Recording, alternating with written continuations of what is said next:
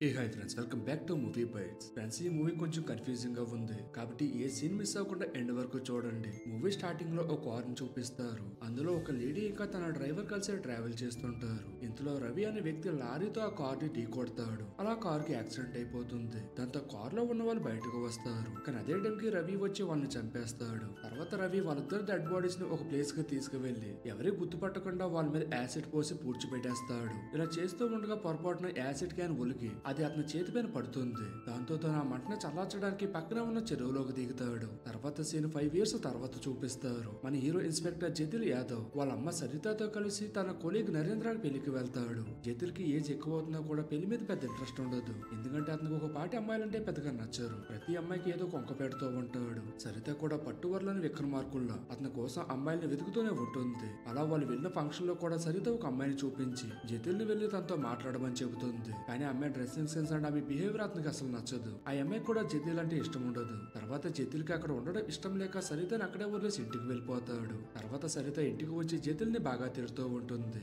అదే టైం కి తనకి వాళ్ళ హెడ్ ఎస్పీ కాల్ చేసి ఒక మర్డర్ కేసుని అతనికి అప్పగిస్తాడు. దాంతో జతిల్ వెంటనే ఇన్వెస్టిగేషన్ చేయడానికి మర్డర్ జరిగిన ప్లేస్ కి వెళ్ళిపోతాడు. అక్కడ ఇంటి ఓనర్ అయిన రఘువీర్ సింగ్ అనే ఒక ఓల్డ్ మ్యాన్ ని ఎవరో మర్డర్ చేసి ఉంటారు. రఘువీర్ మరిది రమేష్ మాట్లాడుతూ ఈ రోజు రఘువీర్ కి కొత్తగా సెకండ్ మ్యారేజ్ జరిగిందని, పెళ్లైన రోజే తన్ని ఎవరో మర్డర్ చేశారని చెబుతాడు. అసలు అక్కడ ఏం జరిగిందో జతిల్ కి అర్థం కాక రమేష్ వైపు చూస్తాడు. దాంతో రమేష్ క్లియర్ గా ఎక్స్ప్లెయిన్ చేస్తూ రఘువీర్ ముందుగా తన అక్కను పెళ్లి చేసుకున్నాడని, తను చనిపోవడంతో మళ్ళీ రెండో పెళ్లి చేసుకుంటున్నాడని చెబుతాడు. ఇంకా జతిల్ లోపలికి వెళ్తూ ఉండగా రఘువీర్ కొడుకు కరణ్ తనకి ఎదురుపడతాడు. ఈ కరణ్ నాన్న చనిపోయాడన్న బాధ ఏమాత్రం లేకుండా చక్కగా మ్యూజిక్ వింటూ బయటికి వెళ్తుంటాడు. వెనకాల నుంచి వాళ్ళ అక్క కరుణ వచ్చి అతను ఆపుతుంది. అంటే ఈ కరణ్ అండ్ కరుణ ఇద్దరు రఘువీర్ ఫస్ట్ వైపు పిల్లలన్నమాట. తర్వాత జతిల్ రఘువీర్ బాడీని చూడడానికి మేడ మీద ఉన్న అతని రూమ్ కి వెళ్తూ ఉంటాడు. అప్పుడు జతిల్ షూ కి గాజు పెంకులు గుచ్చుకుంటాయి. ఆ సౌండ్ విని రఘువీర్ వాళ్ళ అన్న భార్య ప్రమీల అండ్ ఆమె కూతురు వసుదా కోపంగా పని మనిషి చుందిని వాటిని క్లీన్ చేయమని చెప్పి చెబుతారు. వెంటనే ఆమె వాటిని క్లీన్ చేస్తుంది. స్టెప్స్ ఎక్కుతున్న జతిల్ కి ప్రమీల కొడుకు విక్రమ్ కనిపిస్తాడు. యాక్చువల్ గా రఘువీర్ డెడ్ బాడీని మొదటగా విక్రమే చూసుంటాడు. అందువల్ల రఘువీర్ చనిపోయాడనే విషయం తానే పోలీసులకు ఇన్ఫార్మ్ చేస్తుంటాడు. తర్వాత జతిల్ కి విక్రమ్ పైన డౌట్ వచ్చి నిన్న రాత్రి ఎక్కడున్నావు అని అడుగుతాడు. దానికి విక్రమ్ రాత్రి 9 గంటలకు నా ఫియెన్సీ నా ఇంటి దగ్గర డ్రాప్ చేయడానికి ఎంజీ రోడ్ వరకు వెళ్లి 11:30 కనుక తిరిగి ఇంటికి వచ్చాను. తర్వాత రఘువీర్ గదిలోకి వెళ్లి చూస్తే ఆయన చనిపోయి ఉన్నాడని చెబుతాడు. అలా జతిల్ వెళ్లి రఘువీర్ రూమ్ మొత్తం అబ్జర్వ్ చేస్తూ ఉంటాడు. అప్పుడే అతనికి రఘువీర్ ని ఎవరో అతని గనతోనే షూట్ చేసి చంపారని అర్థమవుతుంది. అంతేకాకుండా రఘువీర్ బెడ్ కింద జతిల్ కు ఒక ముత్యం దొరుకుతుంది. దాంతో రఘువీర్ ని ఎవరో ఆడవాళ్ళు చంపి ఉంటారని చెప్పి జతిల్ డిసైడ్ అవుతాడు. తర్వాత జతిల్ టెర్రస్ పైకి వెళ్లి అబ్జర్వ్ చేస్తుంటాడు. అదే టైం కి తనకి పక్క రూమ్ లో ఒక అమ్మాయి కనిపిస్తుంది. జతిల్ అక్కడికి వెళ్లి చూస్తే ఆమె ఎవరో కాదు, రఘువీర్ సెకండ్ భార్య రాధ. జతిల్ ఆమెతో మాట్లాడడానికి ట్రై చేస్తాడు. కానీ ఆమె తన ముఖం మీద డోర్ క్లోజ్ చేసేస్తుంది. తర్వాత రఘువీర్ అల్లుడు అరవింద్ అంటే కరుణ హస్బెండ్ ఇంటికి వస్తాడు. అతను రావడంతోనే అందరిపైన కోపంగా అరుస్తూ ఉంటాడు. అంతేకాకుండా రఘువీర్ హత్యకి కారణం రాదే అని చెప్పి అతను డౌట్ పడుతూ ఉంటాడు. అంటే రఘువీర్ మరణం తర్వాత ఆ ఇంటి యజమాని ఆమె అవుతుంది కదా. ఆ కోపంతోనే అరవింద్ ఆమెను ఇంట్లో నుంచి గెంటేయడానికి ట్రై చేస్తాడు. అదే టైంకి జతిల్ అతను అడ్డుకొని పక్కకు తోసేస్తూ నా పర్మిషన్ లేకుండా ఎవరు బయటికి వెళ్ళకూడదని చెబుతాడు. తర్వాత వెళ్లి రాధాని క్వశ్చన్స్ అడుగుతూ ఉంటాడు. కానీ రాధా సరిగ్గా సమాధానం ఇవ్వదు. ఇంకా చేసేదేమీ లేక జతిల్ అక్కడ నుంచి వెళ్ళిపోతుంటే రాధా పని మనిషి చున్నీ ద్వారా తనకు ఒక పేపర్ లో ఏదో రాసిస్తుంది. జతిల్ ఇంటికి వెళ్లి ఆ పేపర్ ని చదువుతాడు. అందులో ఒక అడ్రస్ ఉంటుంది. అప్పుడే తనకి రాధాని ఇంతకు ముందు కలిసినట్టు గుర్తుకు వస్తూ సీన్ ఫాస్ట్ లో ఒక ట్రైన్ లోకి స్టార్ట్ అవుతుంది. ఇక్కడ రాధా వాళ్ళ నాన్న ఆమె కనిపించట్లేదని చెప్పి ట్రైన్ మొత్తం వెతుకుతూ ఉంటాడు. అతను చూసిన జతిల్ ఆయనకి హెల్ప్ చేస్తూ ఉంటాడు. అప్పుడే జతిల్ ఆమె ట్రైన్ డోర్ ఎడ్జ్ దగ్గర నిలబడి ఉండడం చూసి ఆమె సూసైడ్ చేసుకుంటుందేమో అనుకుని తనని వెనకకు లాగుతాడు. ఇప్పుడు సీన్ మళ్ళీ ప్రజెంట్ లోకి షిఫ్ట్ అవుతుంది. జతిల్ క్లూస్ కోసం తన కొలీగ్ నరేంద్రతో కలిసి రఘువీర్ మ్యారేజ్ వీడియోని అబ్జర్వ్ చేస్తుంటాడు. అప్పుడే నరేంద్ర ఆ వీడియోలో కరణ్ ను చూపెడుతూ అతను రఘువీర్ కొడుకు ఒకసారి డ్రగ్ కేసులో జైలుకి వెళ్తే రఘువీర్ అతన్ని విడిపించాడని చెబుతాడు. అలాగే రాధాని రఘువీర్ కీప్ అని చెప్పి ఎగతాళి చేస్తాడు. దానికి జతిల్ ఫీల్ అవ్వి నరేంద్ర మీద కోపాడతాడు. నెక్స్ట్ సీన్ లో జతిల్ మళ్ళీ రఘువీర్ రూమ్ చెక్ చేస్తే అక్కడ కొన్ని ఫోటోగ్రాఫ్స్ అండ్ ఒక ముత్యం దొరుకుతాయి. అదే టైం కి గన్నపెల్లు సౌండ్ వస్తుంది. దాంతో తను కిందకి వెళ్లి చూస్తే కరణ్ చేతిలో గన్ ఉంటుంది. ఇక్కడ రాధా ఇంకా కరణ్ మధ్య గొడవ జరుగుతూ ఉంటుంది. ఇంకా జతిల్ కరణ్ ని కొట్టి రాధాని రూమ్ లో పెట్టి లాక్ చేసేస్తాడు. కరణ్ ని కొట్టినందుకు అరవింద్ జతిల్ మీద చాలా కోపం వస్తుంది. జతిల్ గురించి అరవింద్ ఎమ్మెల్యే మున్నాకి కాల్ చేసి కంప్లైంట్ ఇస్తూ ఉంటాడు. ఇవేమీ పట్టించుకోకుండా జతిల్ వెళ్లి రాధాని ఇంట్రాగేషన్ చేస్తూ ఉంటాడు. జతిల్ ఆమెని నువ్వు ఇక్కడికి ఎలా వచ్చావు అని అడుగుతాడు. దానికి రాధ డబ్బు కోసం మా నాన్న నన్ను రఘువీర్ కి అమ్మేశాడని చెబుతుంది. అప్పుడు జతిల్ కు ఒక విషయం గుర్తొస్తుంది. 5 years బ్యాక్ అతను రాధాని సూసైడ్ చేసుకోకుండా కాపాడాడు కదా. యాక్చువల్ గా ఆమె ట్రైన్ నుంచి దూకి వాళ్ళ నాన్న నుంచి తప్పించుకోవడానికి ట్రై చేస్తుంది. అప్పుడే జతిల్ రావడంతో వాళ్ళ నాన్నకి దొరికిపోతుంది. అవుతుంది. అది గుర్తుకు వచ్చి రాధ ఈ పరిస్థితిలో ఉండడానికి జతిల్ కూడా ఒక రకంగా కారణమయ్యాడని చెప్పి చాలా ఫీల్ అవుతాడు. నెక్స్ట్ సీన్ లో ఎంక్వైరీలో భాగంగా రాధాని విక్రమ్ నీతో లవ్ అఫేర్ లో ఉంటూ కూడా అమ్మాయిని పెళ్లి చేసుకోవడానికి రెడీ అయ్యాడు కదా, ఆ విషయం నీకు తెలుసా అని అడుగుతాడు. దానికి రాధ నా ప్రేమ పొందే అర్హత అతనికి లేదంటుంది. ఇక్కడే మనకి విక్రమ్ ఇంకా రాధ ముందే రిలేషన్ లో ఉన్నారని చెప్పి అర్థమవుతుంది. అలా తనతో మాట్లాడిన తర్వాత జతిల్ కి ఇంట్లో వాళ్ళంతా కలిసి రఘువీర్ ని మర్డర్ చేశారేమో అని చెప్పి డౌట్ మొదలవుతుంది. ఎందుకంటే ఫ్యామిలీ మెంబర్స్ ఎవరితో కూడా రఘువీర్ రిలేషన్ సరిగ్గా లేదు కాబట్టి తనని వాళ్ళ ఫ్యామిలీ మెంబర్స్ లోనే ఎవరో చంపి ఉంటారని అనుకుంటాడు. తర్వాత ఎమ్మెల్యే మొన్న అక్కడికి వచ్చి ఫ్యామిలీ మెంబర్స్ అందరినీ కొంచెం జాగ్రత్తగా డీల్ చేయమని చెప్పి జతిల్ కి వార్నింగ్ ఇస్తాడు. కానీ మొన్న మాటలు కొంచెం కూడా జతిల్ పట్టించుకోడు. నెక్స్ట్ సీన్ లో జతిల్ రఘువీర్ బాడీని చూడడానికి హాస్పిటల్ కి వెళ్తాడు. ఆ బాడీని పోస్ట్ మార్టం చేసిన డాక్టర్ మాట్లాడుతూ ఈ మర్డర్ రాత్రి 10-11 గంటల మధ్య జరిగి ఉంటుందని చెబుతాడు. అంతేకాకుండా రఘువీర్ ని గన్తో షూట్ చేసి అతను తలపైన చాలా సార్లు కొట్టారని చెబుతాడు. ఇదంతా ఎవరో రఘువీర్ మీద బాగా పగతో రగిలిపోతున్న ఉన్న వాళ్ళు కావాలని చేసి ఉంటారని డాక్టర్ కన్ఫర్మ్ చేస్తాడు. నెక్స్ట్ సీన్ లో రాధా అండ్ విక్రమ్ల మధ్య అఫేర్ ఉంది కదా, ఆ విషయం రఘువీర్ కి తెలిసిపోవడం వల్ల విక్రమ్ ఈ హత్య చేసి ఉంటాడని చెప్పి జతిల్ అనుకుంటాడు. అందువల్ల విక్రమ్ ని ఇంట్రాగేషన్ చేయడానికి పోలీస్ స్టేషన్ కి తీసుకువెళ్తాడు. కానీ విక్రమ్ ఈ హత్య చేశాడనడానికి ఎలాంటి ప్రూఫ్స్ దొరకపోవడంతో జతిల్ తనను వదిలేస్తాడు. తర్వాత జతిల్ మళ్ళీ రఘువీర్ మ్యారేజ్ వీడియో చూడడం స్టార్ట్ చేస్తాడు.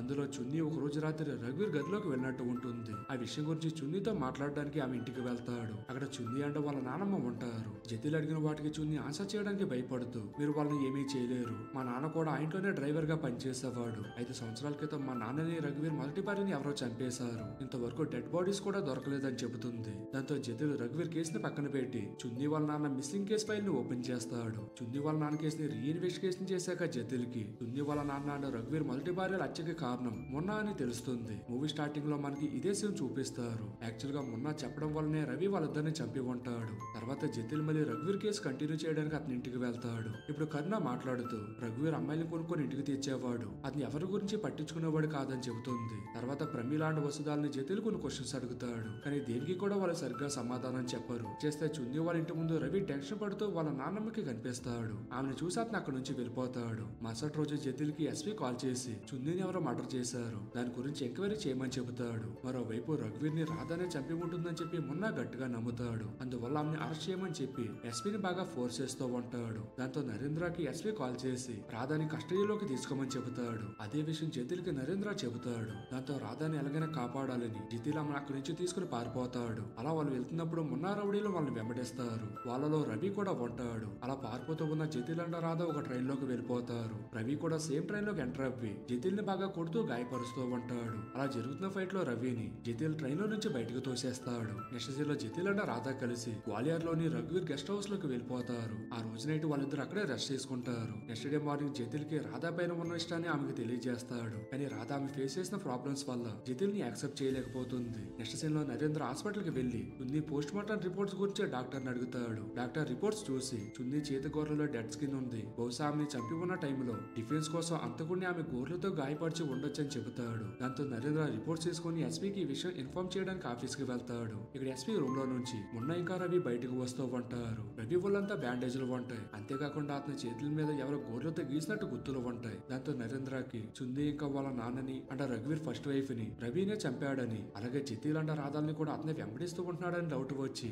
రిపోర్ట్స్ దాచేస్తాడు. యాక్చువల్ గా రవి ట్రైన్ నుంచి పడిపోయినా కూడా ఇంకా బ్రతికే ఉంటాడు. తర్వాత రవి వాళ్ళ ఫోటో తీసుకువెళ్లి చున్నీ వాళ్ళ నాన్నమ్మకి నరేంద్ర చూపిస్తాడు. ఫోటో చూసిన ఆవిడ రవిని గుర్తుపడుతుంది. చున్నీని కూడా చంపి ఉంటాడు అనుకుంటుంది. ఎందుకంటే హత్య జరగడానికి ముందు రోజు నైట్ తను రవిని వాళ్ళ ఇంటి బయట చూసి ఉంటుంది. కానీ ఆమె ఈ విషయం నరేంద్రకి చెప్పదు. నెక్స్ట్ సీన్ లో రాధా జతిల్ తో మాట్లాడుతూ యాక్చువల్ గా ఆ రోజు ఏం జరిగిందంటే నాకు విక్రమ్ కి మధ్య లవ్ అఫేర్ గురించి రఘువీర్ కి చెప్పడానికి నేను అతని రూమ్ లోకి వెళ్ళాను. కానీ విక్రమ్ దాని గురించి చెప్పొద్దని చెప్పి నన్ను ఆపడానికి నా వెనకాలే వచ్చాడు. అప్పటికే మేము రఘువీర్ చనిపోయి ఉండడం చూసాం. ఇంతలో చున్నీ అక్కడికి వచ్చింది. వెంటనే విక్రమ్ నన్ను అక్కడి నుంచి పంపించేశాడు. తర్వాత ఏం జరిగిందో అండ్ వాళ్ళిద్దరు ఏం మాట్లాడుకున్నారనేది నాకు అసలు తెలియదని చెబుతుంది. నెక్స్ట్ సీన్ లో నరేంద్ర జతిల్ కి కాల్ చేసి చున్నీని చంపిన అంతకుడు ఎవరో చెబుతాడు. మరోవైపు రాధాని చంపడానికి మొన్న ట్రై చేస్తూ ఉంటాడు. నెక్స్ట్ సీన్ లో ఈ మర్డర్ కేసు ఇన్వెస్టిగేషన్ లో భాగంగా జతిల్ గ్వాలియర్ లోని రఘువీర్ గెస్ట్ హౌస్ లోకి మళ్లీ వెళ్తాడు. ఇక్కడ వాచ్మెన్ మాట్లాడుతూ రఘువీర్ అప్పుడప్పుడు ఎవరో ఒక అమ్మాయితో ఇక్కడికి వస్తూ ఉండేవాడని చెబుతాడు. తర్వాత జతిల్ కి అక్కడ శర్మ నర్సింగ్ హోమ్ పేరుతో ఉన్న ఒక మెడికల్ రిపోర్ట్ కనిపిస్తుంది. వాటి గురించి మాట్లాడడానికి హాస్పిటల్ కి వెళ్లి డాక్టర్ ని అడుగుతాడు. వాటిని చూసిన డాక్టర్ అవి అబార్షన్ కి సంబంధించిన రిపోర్ట్స్ అని చెబుతాడు. దాంతో జతిల్ కి ఆ కేసు సొల్యూషన్ దొరికేస్తుంది.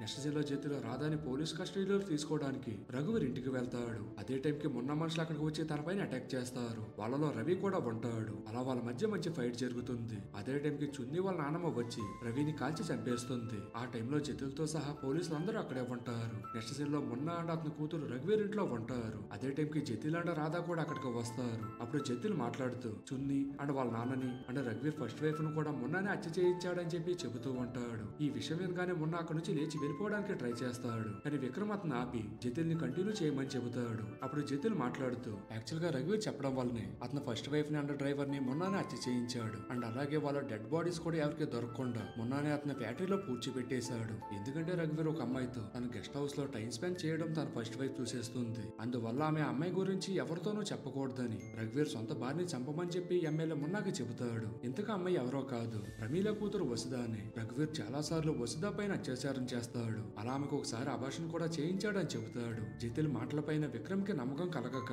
అతని పైన సీరియస్ అవుతాడు. దానికి జతిల్ నేను చెప్పే ప్రతి మాటకి నా దగ్గర ప్రూఫ్స్ ఉన్నాయి అని చెబుతాడు. అలాగే రఘువీర్ని చంపింది ఎవరో కాదు వసుధ. అతని అత్యాచారాలను ఆమె భరించలేక ఆ పని చేసింది. మ్యారేజ్ వీడియో చూసినప్పుడు ఆ వీడియోలో రఘువీర్ని చంపేసిన తర్వాత వసుధ తన దుప్పటిని మార్చేసింది. ఎందుకంటే రఘువీర్ని చంపినప్పుడు అతని బ్లడ్ ఆమె దుప్పటి పైన పడింది. అందువల్ల ఆమె దుప్పటిని మార్చేసి దాన్ని రాధా బ్యాగ్ లో పెట్టి అందరికీ రాధా పైన అనుమానం కలిగేలాగా చేసింది. ఆ దుప్పటికి ఉన్న ఒక ముత్యపు పోస రఘువీర్ బెడ్రూమ్ లో దొరికింది. ఒకవేళ వసుధ గనుక స్టేట్మెంట్ ఇస్తే సెల్ఫ్ డిఫెన్స్ పైన ఈ కేసు నుంచి ఆమెను బయటికి తీసుకురావచ్చు అని చెబుతాడు. తర్వాత విక్రమ్ మున్నాతో మాట్లాడుతూ నిజానికి రఘువీర్ భార్యని చంపమని చెప్పింది రఘువీర్ కాదు. అసలు ఆ రోజు ఏం జరిగిందంటే రఘువీర్ తో వసుధని చూసిన తర్వాత ప్రమీలకి ఆయన ఫస్ట్ భార్య కాల్ చేసి విషయం చెబుతుంది. తన మాటలు విన్న ప్రమీల ఒకవేళ తను ఈ విషయం అందరికీ చెప్పేస్తే తన కూతురు పరువు పోతుందని భయపడి ప్రమీల ఆమెని చంపమని చెప్పి ఎమ్మెల్యే మున్నాకి చెబుతుంది. ఇదంతా వింటున్న విక్రమ్ వాళ్ళ అమ్మ ప్రమీలని అసహించుకుంటాడు. దాంతో ప్రమీల బాధపడి ఆమె రూమ్ లోకి వెళ్లి గన్తో షూట్ చేసుకుని చనిపోతుంది. నెక్స్ట్ సీన్ లో రాధా కూడా జతిల్ లవ్ ప్రపోజల్ ని యాక్సెప్ట్ చేస్తుంది. ఇంతటితో ఈ మూవీ ఎండ్ అవుతుంది. సో ఇది ఫ్రెండ్ ఇవాల్టి వీడియో. ఈ మూవీ పైన మీ ఒపీనియన్ ఏంటో కామెంట్ సెక్షన్ లో చెప్పండి. అండ్ అలాగే ఈ వీడియో కూడా మీకు నచ్చినట్టయితే లైక్ చేసి మీ ఫ్రెండ్స్ అండ్ ఫ్యామిలీ మెంబర్స్ కూడా వీడియోని షేర్ చేయండి. అండ్ మన ఛానల్ అయితే సబ్స్క్రైబ్ చేసుకోవడం అయితే మర్చిపోకండి ఫ్రెండ్స్. మరొక వీడియోతో మళ్ళీ కలుద్దాం.